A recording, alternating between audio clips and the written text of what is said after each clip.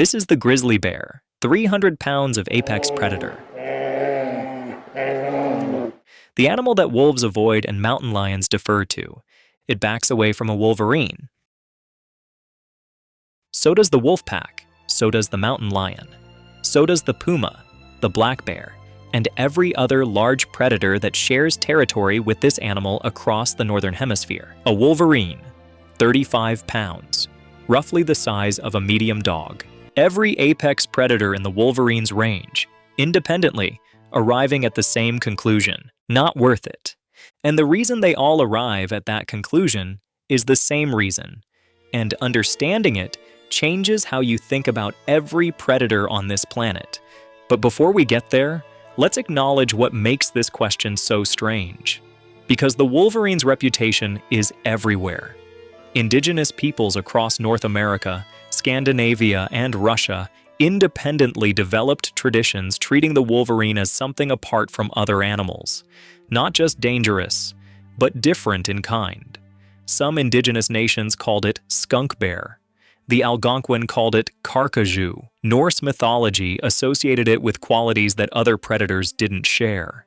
These are cultures that lived alongside wolves, bears, and mountain lions, animals they understood intimately, and still singled out the wolverine as something that required a separate category. That's not reputation built on legend. That's reputation built on observation. And the question is what those observations were actually showing. Let's start with the obvious argument, the one that seems to explain everything, and then take it apart. The obvious answer is aggression. Wolverines are simply too aggressive, too unpredictable, too committed to a fight to make them worth engaging. A grizzly backs down because it doesn't want the trouble. A wolf pack leaves its kill because the math on injuries doesn't work out. And there's truth in that, but aggression alone doesn't explain what wolverines actually do. Because if aggression were the explanation, bigger animals would simply overpower them. A grizzly bear weighs 20 times what a wolverine weighs. A wolf pack operates in coordinated units of 6, 8, 10 animals. Pure aggression from something 35 pounds shouldn't be enough to make either of those things consistently back down. There's something else happening, and to understand it, you have to understand what a wolverine is built to do, and what it can sustain while doing it. A wolverine weighs between 15 and 40 pounds. It stands roughly 12 to 18 inches at the shoulder. It looks, at a glance, like a stocky, aggressive house cat crossed with a small bear. That appearance is completely misleading. The wolverine's jaw is built around a specialized carnassial tooth, a rear molar structured to generate shearing force from multiple angles. It doesn't just bite, it locks and crushes, generating mechanical advantage that lets it access marrow inside frozen bones that no other predator in its range can reach. In winter, when other carnivores in the boreal forest are competing for the same carcasses, the wolverine is consuming parts of those carcasses that nothing else can physically process. Its skeletal structure is dense relative to its body size. Its claws are semi-retractable, curved, and built for purchase on rock and ice, not just digging. Its neck and shoulder muscles, proportionally, generate force inconsistent with an animal its weight. Wildlife biologists who have handled wolverines describe the experience with a specific kind of emphasis. The grip is wrong. It doesn't feel like a 35-pound animal. And then there is the fur. The wolverine's coat is unique among North American carnivores, so uniquely resistant to frost accumulation that indigenous Arctic peoples used it specifically to line the hoods of parkas. Not wolf fur, not bear fur. Wolverine fur. Because wolverine fur is the only material that doesn't collect ice crystals from breath in extreme cold. In practical terms, what that means is an animal whose thermal regulation allows it to operate without restriction, at temperatures that slow, immobilize, or kill the other apex predators sharing its landscape. But the physical build is still only part of the story. The part that matters is what the wolverine can sustain physically over time. GPS telemetry studies have documented wolverines traveling 40 miles in a single day across terrain that would challenge a conditioned human athlete. Not 40 miles on flat ground, 40 miles through boreal forest, across mountain ridges, through deep snow, in temperatures that kill exposed skin in minutes. This is not exceptional behavior for the wolverine. It is routine. The wolverine's home range, the territory a single male patrols and defends, averages over 500 square kilometers in Alaska. That is a larger defended territory than a grizzly bear's. One animal, 35 pounds, holding and patrolling more ground than a grizzly. And it does this at temperatures and in conditions that restrict or immobilize most of the other apex predators sharing that landscape. Here's where the obvious answer really falls apart. A grizzly bear in winter is hibernating or semi-dormant. A wolf pack in deep winter operates under significant energy constraints. Every failed hunt costs more calories than the pack can afford to replace. A mountain lion in a heavy snow year is essentially trapped at lower elevations. The wolverine is not affected by any of these constraints. It does not hibernate. It does not slow down in cold. It operates in conditions where other predators are physiologically limited. When a wolverine finds a wolf kill in January in the Yukon, the wolves are already operating at an energy deficit. They have made a kill at significant cost. They need those calories. And then a wolverine arrives. The wolverine doesn't defeat the wolf pack in a fight. It simply makes the cost-benefit calculation impossible for the wolves to win. To protect that kill from a wolverine, the pack has to sustain an aggressive defense against something that will not retreat, cannot be intimidated into leaving, and is fully capable of inflicting serious injury to individual wolves that get too close. The wolverine is not trying to defeat the pack. It doesn't need to. It just needs to make staying more costly than leaving. And in winter, in the boreal forest, with a full pack that has already burned enormous calories making that kill, leaving usually wins. In April 2017, researchers on the Alaska North Slope were conducting wolverine surveys when they tracked a set of wolverine prints in the snow. They followed those tracks for 35 kilometers before arriving at a freshly killed caribou. The wolverine was resting next to the carcass. They backtracked the pursuit route. The wolverine had followed a single caribou, a pregnant cow, for 35 kilometers across open tundra, not sprinting, sustaining. The caribou was larger. The caribou could run faster in a straight line over short distances. But the caribou could not run faster than a wolverine could follow, not over 35 kilometers, not over terrain where deep snow slowed the caribou more than it slowed the wolverine, whose wide feet distribute its weight like natural snowshoes. The kill was documented in the Canadian Field Naturalist. Researchers estimated the caribou had been alive and running within an hour of their arrival. A 35-pound animal ran a caribou to exhaustion over 35 kilometers and then killed it. This is not aggression in the sense most people use the word. This is something more specific. It is a predatory strategy built around one physical fact. The wolverine does not get tired the way other animals get tired. And that fact, not aggression, not size, not weapons, is what makes every predator in the Northern Hemisphere recalculate when a wolverine appears. Here's what I find most interesting about the way other predators respond to wolverines. It's not fear in the way prey animals fear predators. It's something more like professional assessment. A grizzly bear that backs away from a wolverine stealing its kill is not terrified. It is doing arithmetic. The wolverine will not leave. Getting it to leave will require a sustained physical confrontation with an animal whose jaw can crush frozen bone, whose claws are built for grip rather than swipe, and which will, this is the relevant part, keep fighting after it gets hurt.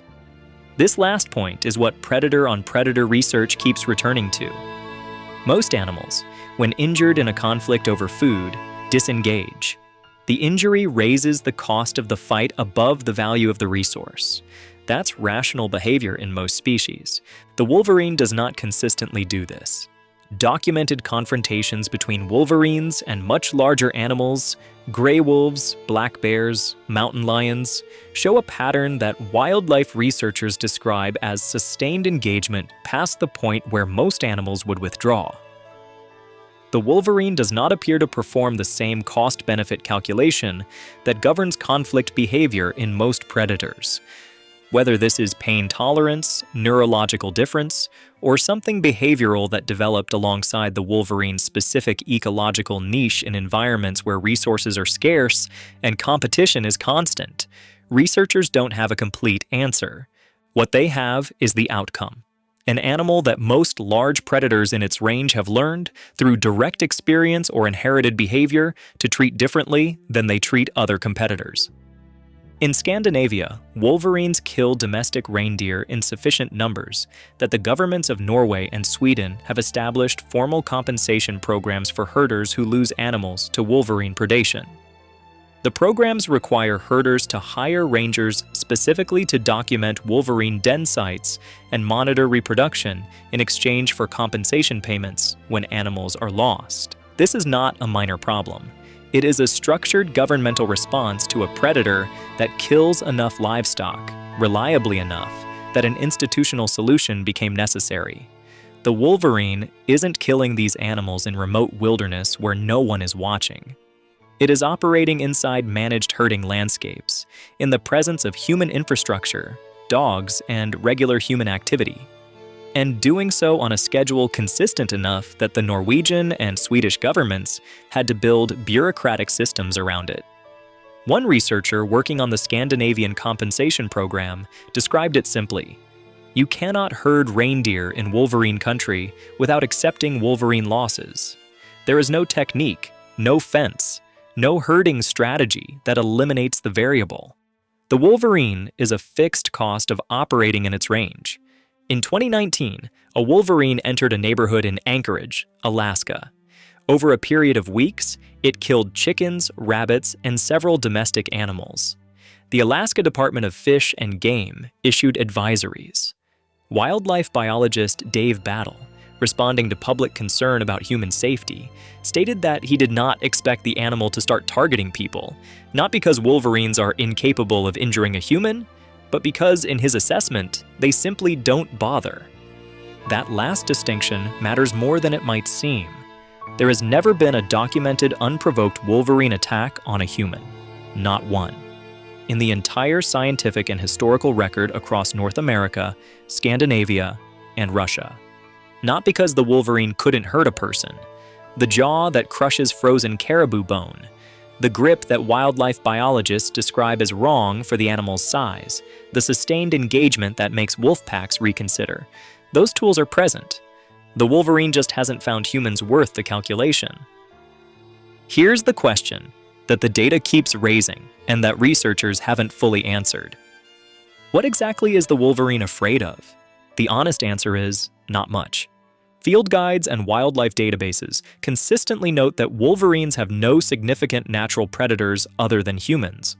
The Alaska Department of Fish and Game describes them as active at any time of day, year-round, in any weather condition. The territory a male wolverine defends, more than 500 square kilometers, it defends against wolves, bears, mountain lions, and other wolverines simultaneously, without apparent modification of behavior based on which competitor it's dealing with. There's a documented case from Yellowstone, recorded by field researchers, of a wolverine that was killed by a black bear. It is the single best documented predation event in the scientific record of wolverines being killed by another species. The researchers noted the context. The wolverine had been attempting to steal the bear's food. Even the one documented death came from a wolverine that was trying to take something from a much larger animal. The ecological role the wolverine fills is, in some ways, stranger than its reputation.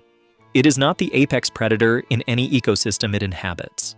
It doesn't take down prey consistently enough to control population dynamics the way wolves or bears do. What it does is occupy a position that no other animal in its range reliably fills. The animal that can access food resources that everything else has finished with, in conditions that prevent everything else from operating, with the physical capacity to hold those resources against anything that tries to take them.